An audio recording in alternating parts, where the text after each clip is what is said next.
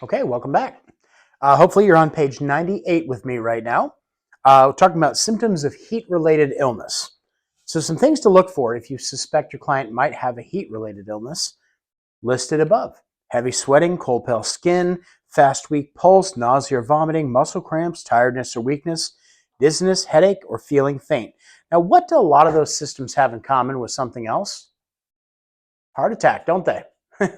Yeah, that's the problem. Is a lot of times these symptoms sort of overlap or conflate, and it's like, what's going on? I don't really know. Which is why you call 911 if you're concerned and you're not sure. Okay, so yeah, a lot of these symptoms are very similar to one another. Now, there's something called heat stroke also. Okay, if these symptoms are lasting more than an hour, or if they're getting worse, or the client starts throwing up, I mean, they could very likely have heat stroke. And heat stroke is an emergency condition that requires immediate medical attention. That's when their temperature gets over 103 degrees. If they're hot, red, dry skin, or it's damp skin, and of course that's per with other side effects as well. You wouldn't just call about damp skin. Not sweating even if it's hot. That's a good warning sign right there. Because typically people, when it's hot, they're going to sweat. But if the body's not regulating its temperature properly, that means something's shorted out and it's not working. A fast, strong pulse, passing out, losing consciousness, or other changes in behavior, like just not quite themselves. Have any of you ever gone through heat stroke? Have you ever had it or known anyone that had? It's pretty serious and it's pretty scary to go through too, because you don't know where you are half the time.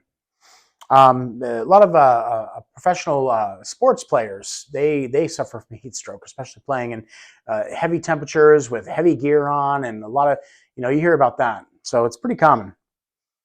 Okay, let's jump over to page 99 now, talking about calling 911. And we said the appropriate first response in an emergency would depend on the situation.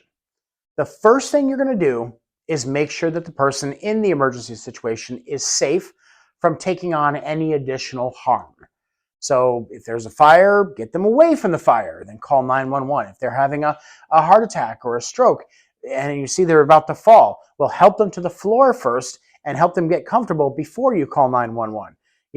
Fix the immediate danger they're in to the best of your ability, and then call 911 and bring the professionals in to fix the rest. Okay?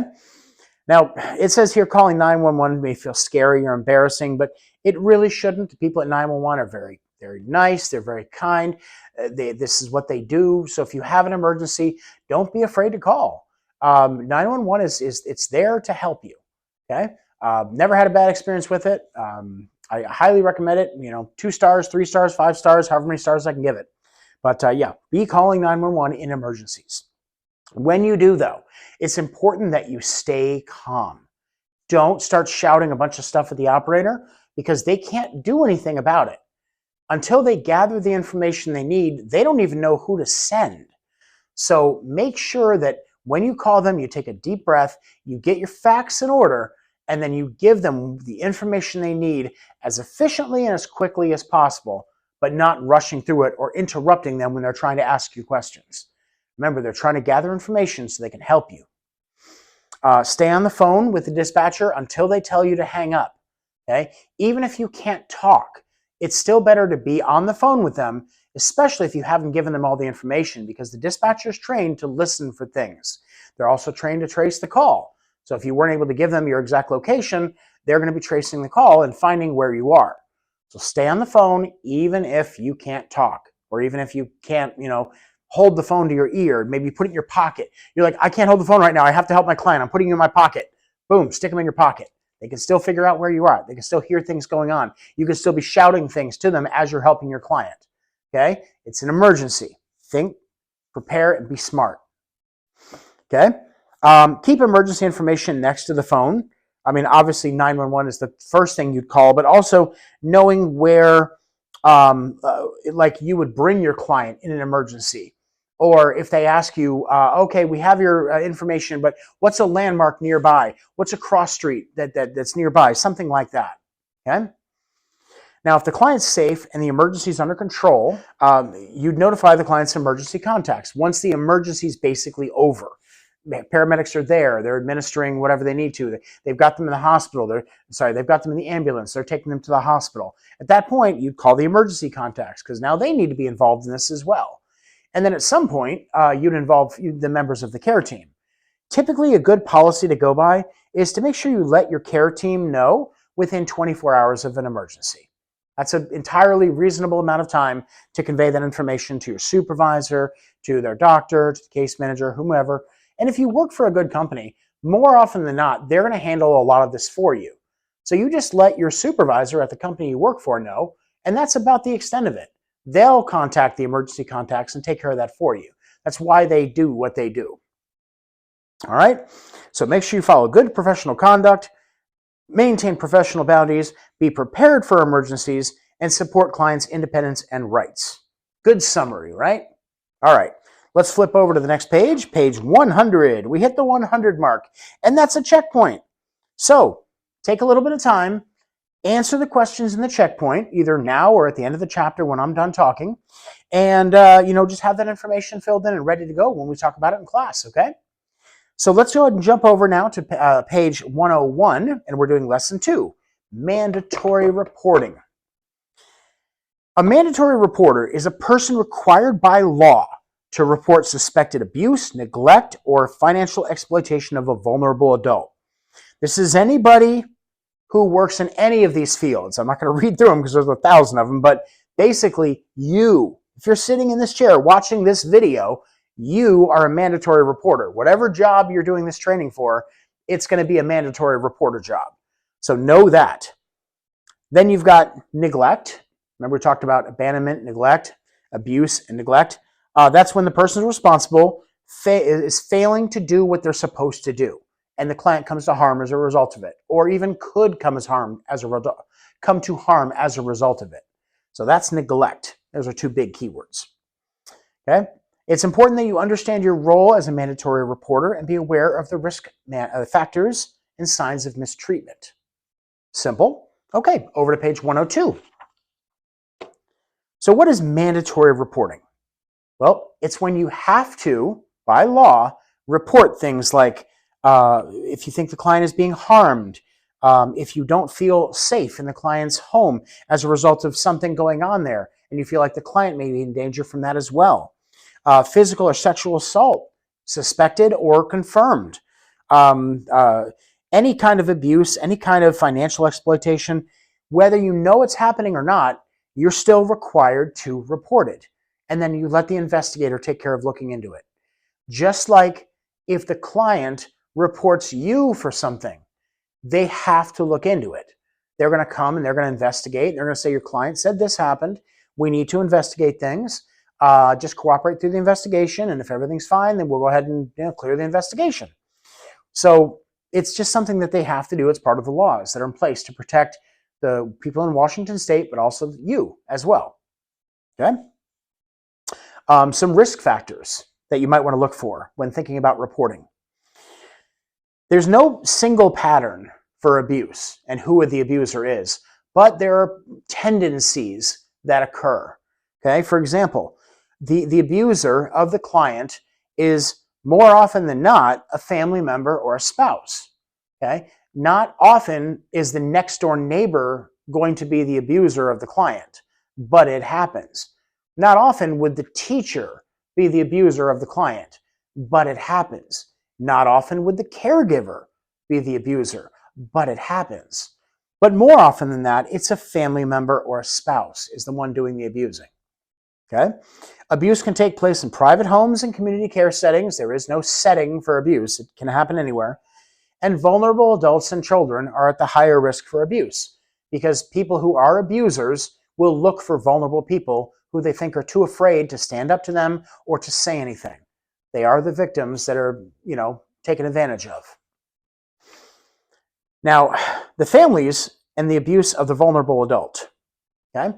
Well, I think actually time for me to take a quick break. So hang here. We're going to take a quick break and I'll be right back. And we're back. Okay. So families and the abuse of a vulnerable adult. Family situations that contribute to abuse are history of violence. So if abuse took place before, it's likely to suspect that it could take place again. Okay? If the person is socially isolated or they've had changes in their living situations, if they have extra emotional or financial or psychological problems, or drug or alcohol problems.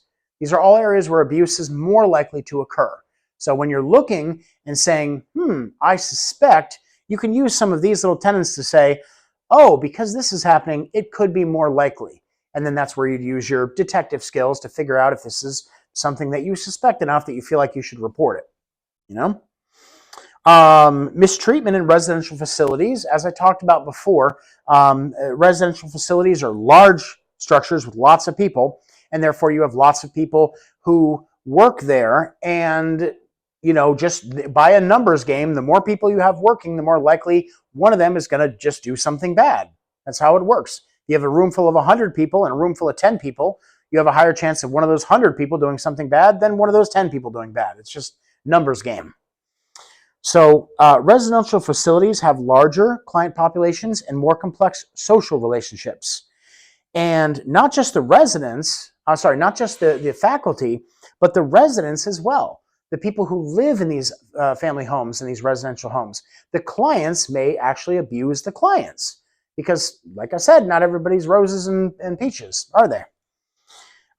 Residential clients with dementia, people with younger mentally ill residents, and people with depressions, delusions, and hallucinations are oftentimes targeted for abuse because they're considered easy targets to abusers.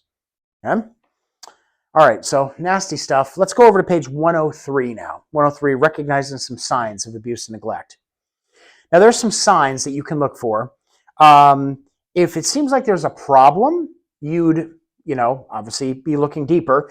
But if the client's telling you abuse is taking place, whether or not you even suspect it is or not, that's still something worth reporting. Because if they're saying, oh, my son stole money from me and he went through my purse and he took, and her son hasn't seen her in 12 years, well, she's reporting abuse taking place, isn't she?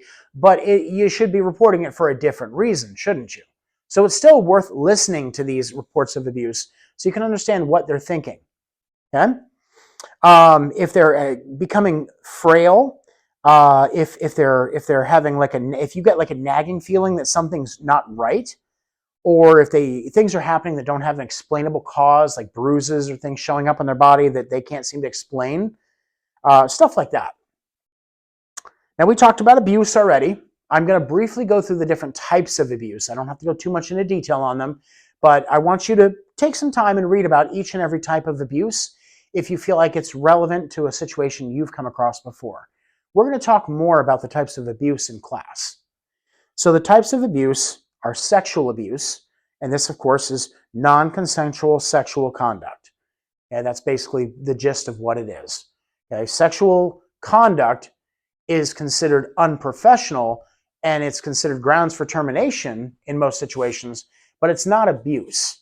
It's unwanted, non-consensual sexual contact. That's the sexual abuse where it comes into play. Okay? There's lots of examples of that as well. Turning over to page 104, you've got physical abuse, which by use of logic would mean physically hurting somebody against their will. Okay? Causing physical damage to them, bodily injury, pinching, pushing, shoving, stabbing, whatever. Anything that physically causes them harm, whether it leaves marks or not. A common thing that abusers do is they know how to hurt the people that they're abusing and not leave any marks or evidence. Okay, hair pulling, punching in the kidneys, just all kinds of ways that they do that don't leave marks or don't leave evidence. So yeah, dangerous. But there are some signs here listed down there that you can actually see. Now, mental abuse is an intentional, willful, or reckless verbal or nonverbal actions that threatens, humiliates, harasses, or coerces. There's so many things it does. But basically, it's like you're getting in their head. You're doing something to hurt them mentally. You might not be physically laying a hand on them, but you're still causing severe pain and suffering to the person, aren't you? I would say that mental abuse is probably the most common form of abuse that we all go through in life. We've all been mentally abused by somebody, haven't we? We had a bully at school. We had a parent that didn't believe in us. We had a relative or a sibling that hated us. We had a best friend that flipped on us and then tore us apart because they know all of our inner secrets. I mean, you've had mental abuse happen to you in your lifetime, and it's really, really damaging, isn't it? And so that's a pretty serious one, but it's also a very common one. The bad thing is this is a really hard one to look for. There's like some signs listed here, but they're really vague. And gathering that mental abuse is the reason someone's having nightmares or is like sucking their thumb, that's a stretch. It's hard to get there from there. So you've really got to be observant with mental abuse and really try to coax out some conversation from the client if you suspect something's happening. Now there's personal exploitation, and that's when basically you have the person do something for you or to benefit you to get something for yourself. Okay? It's like, let's see here, compelling, exerting undue influence. You're basically just forcing them to do something that they don't want to do to benefit you. Okay? Pretty simple, pretty straightforward. It does happen a lot as well. I'll do this for you if you do this for me. And that's normally how it starts. So that's why we say don't take gifts, don't accept gifts and things. But, over to page 105. 105, we're talking about financial exploitation. That's more like a money thing. That's when you're managing their money and you decide to take a little bit for yourself. Or you go shopping for them and with their card, you buy their groceries and then you buy like $20 worth of things for yourself with their card. Or they say, oh, how much money do I have in the bank? And you go, oh, you've got $250 in the bank. Okay, can you go to the bank and get me some money? Sure, no problem. They have $300 in the bank, not $250. And you go to the bank and you take $50 out of the bank and you hand them the $50 that they asked for. Now they have $200, they have no idea any money's been missing, and you've just stolen $50 and gotten away with it. That's the type of thing that's financial exploitation. Okay? Now I'm not just talking about caregivers, I'm talking about anybody can financially exploit a client. But unfortunately, again, it's most often family members that do it. People that are close and trusted to the client that see an easy way to just grab an extra 20 here, an extra 50 here from, old man Bob he's not going to miss it. You see what I'm saying?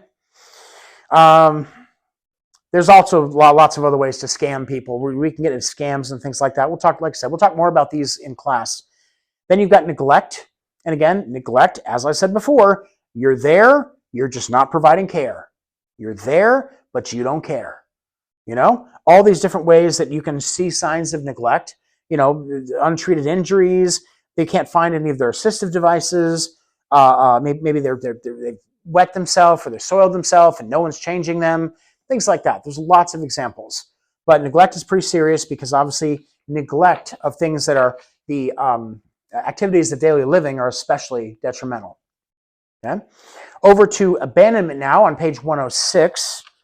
We talked about abandonment and neglect, right? Abandonment means you're not there at all.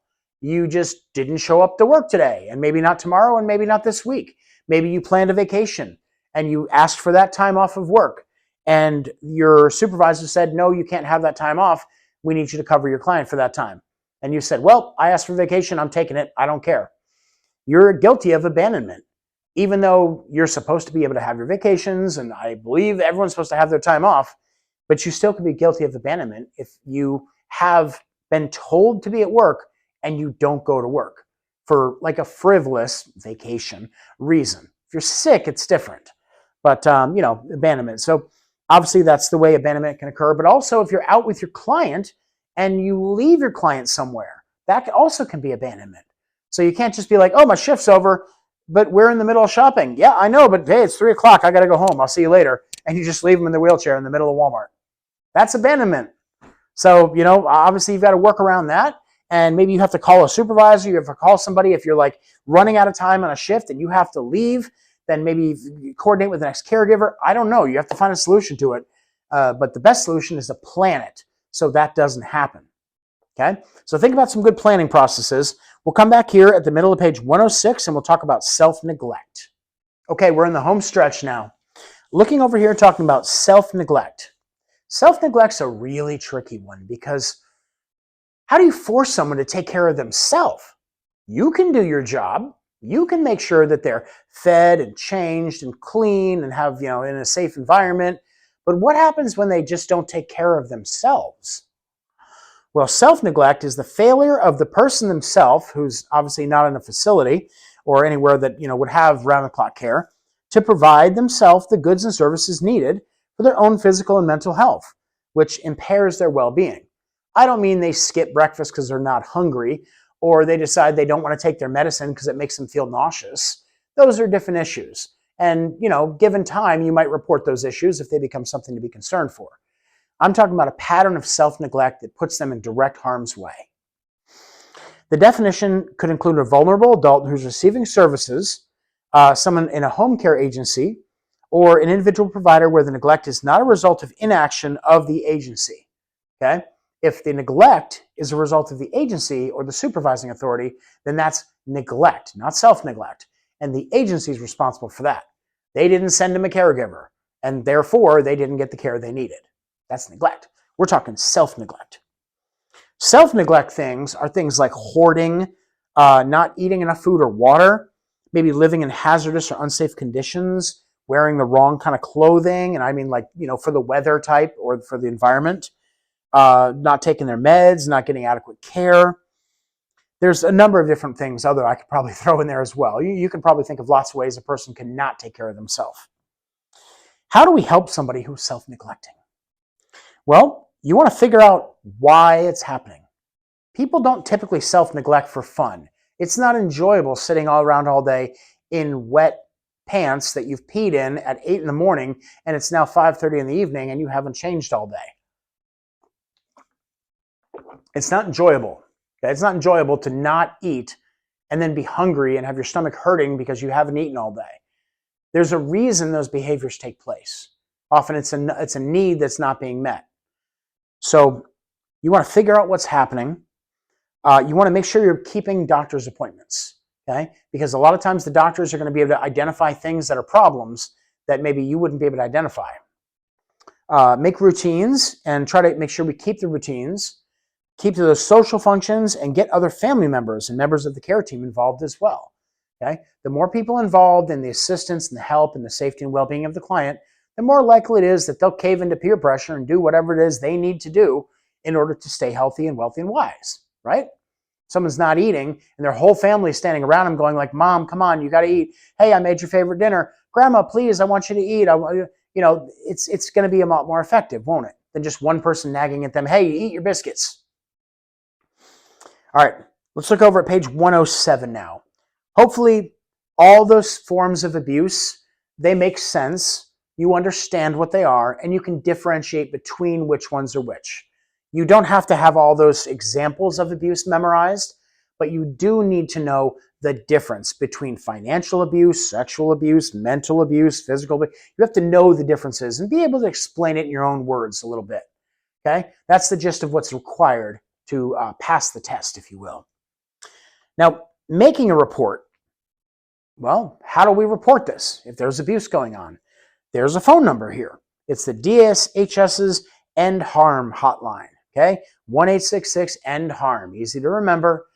You think abuse is going on? Give that number a call. Have your facts in order. Know who we're talking about. Don't be vague or don't be coy or don't be shy. Or, well, I don't want to tell you everything. I don't want to get anybody in trouble. No, if you're going to call them, have your facts straight and be prepared to give a decent report with the facts. The reason you called. Okay? Don't waste their time, but don't take the time to do it and then have nothing to show. You know what I mean? Adult Protective Services, also you can call them. Sometimes you'll call both of those numbers, depending on the situation. There's also CPS, Child Protective Services, which I don't see the number here either, but I'm sure you can Google that and come up with that one really easy on your own. APS would be contacted about abuse and abandonment, neglect, and things like that, specifically with vulnerable adults. Whereas the End Harm hotline could be anybody. Your neighbor's getting abused. You think that the kids are being punched by the teacher or something, that sort of thing.